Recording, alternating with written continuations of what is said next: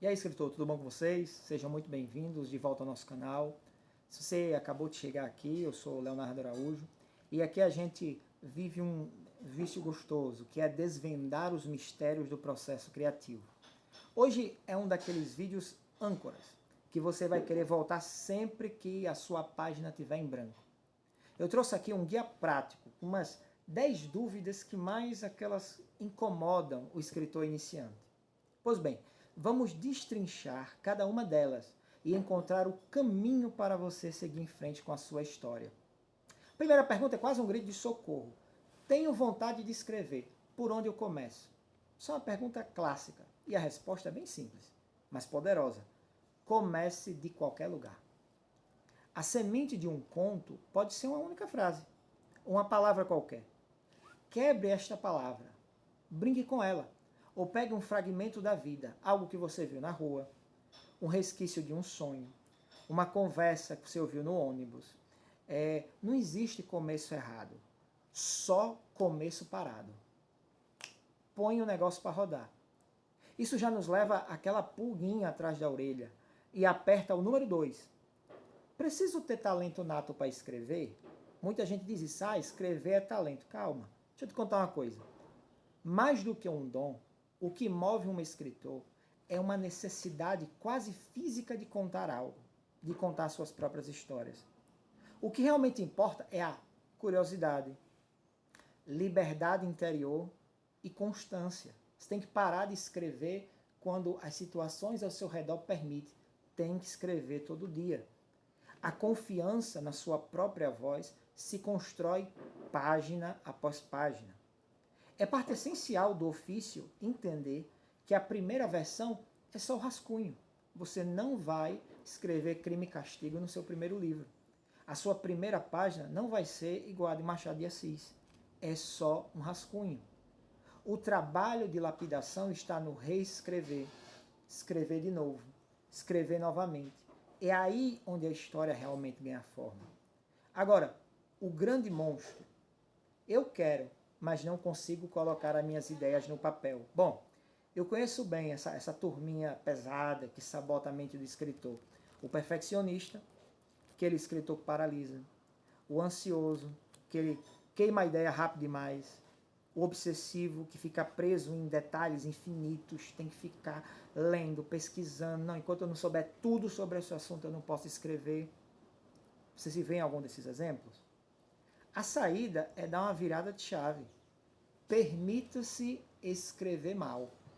Você vai escrever muita coisa ruim, muita coisa que não presta. Isso é normal. Escreva rascunho, pedaço de ideia, pedaços soltos, sem ordem lógica, só vai escrevendo. Deixe de propósito uma frase pela metade, para retomar no dia seguinte com mais gás. Se o bloqueio for medo do que vai sair, escreva exatamente sobre esse medo. É uma tática genial. Crie pastas temáticas na sua cabeça ou no seu computador. Jogue as observações que vêm vindo, imagens, pensamentos e vá colocando. Uma hora, uma dessas pastas vai transbordar e virar uma história. Mas aí a criatividade vai sumir. Dá para treinar a criatividade? Dá e muito. O treino é um caçador de detalhes. Anote tudo. Seja um observador profissional do mundo. Ande com um caderninho anotando. Não gostei disso. Anota.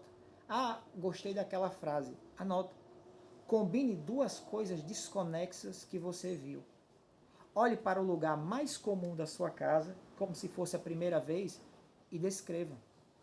Pega um ônibus, está indo para o trabalho, está indo para a faculdade, e escolha uma cor vermelha. E comece a anotar tudo que você vê na rua que é vermelho. E depois escreva um texto só usando as coisas que você anotou. Um exercício não negociável. Escreva todos os dias. Todos os dias você vai escrever coisa ruim, mas você vai escrever todos os dias. Nem que seja 3 linhas. É um músculo que você tem que desenvolver. Uma dúvida íntima. Muita gente faz essa pergunta.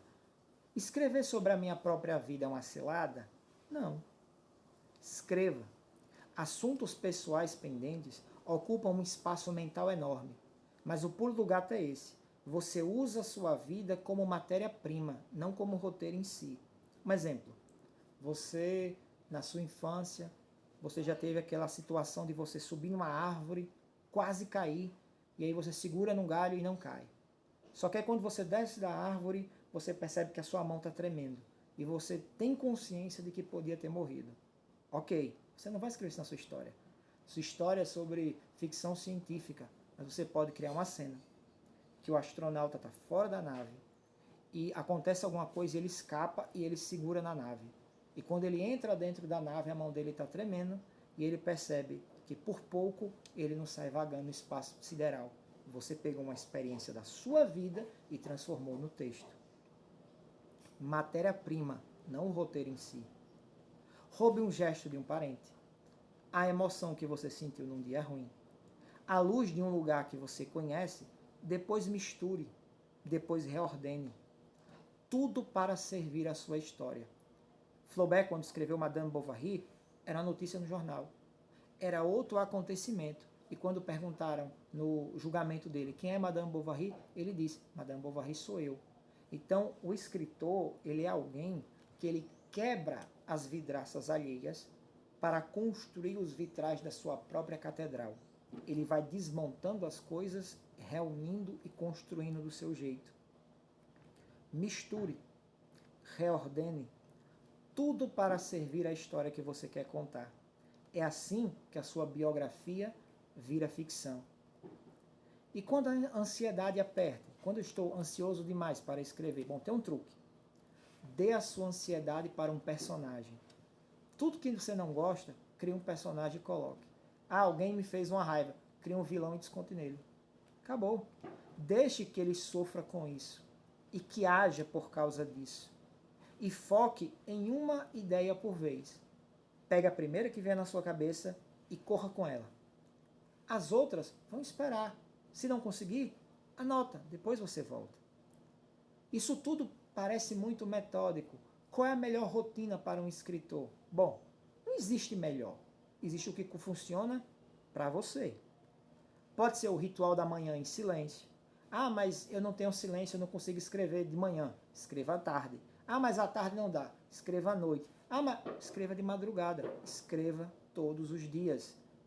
Pode ser uma incubação longa, uma ideia antes de anotar só uma palavra, ou pode ser uma pesquisa obsessiva antes do primeiro capítulo, não importa.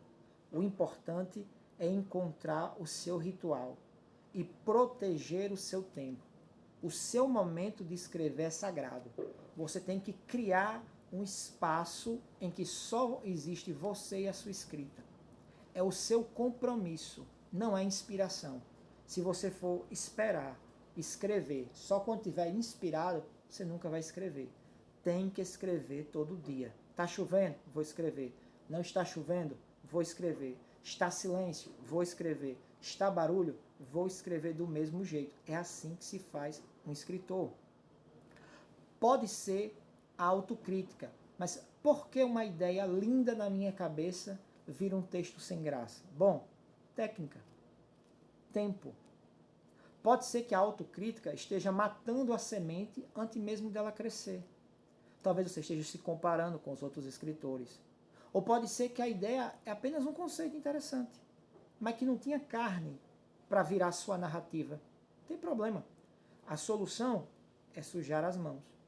Comece a escrever sobre essa ideia, mesmo que ela não dê em nada. Mesmo que ela vire um lixo, não importa. No próprio ato de escrever, novos caminhos que estavam escondidos vão aparecer. Você começa escrevendo uma história e a história vai virando outra coisa, os personagens vão quase que ganhando vida própria. Precisamos então de uma ponte entre o caos da mente e a ordem do papel. E aí você pode perguntar, mas como eu posso construir essa ponte? Bom, em primeiro lugar, se exponha, escreva, sem filtro.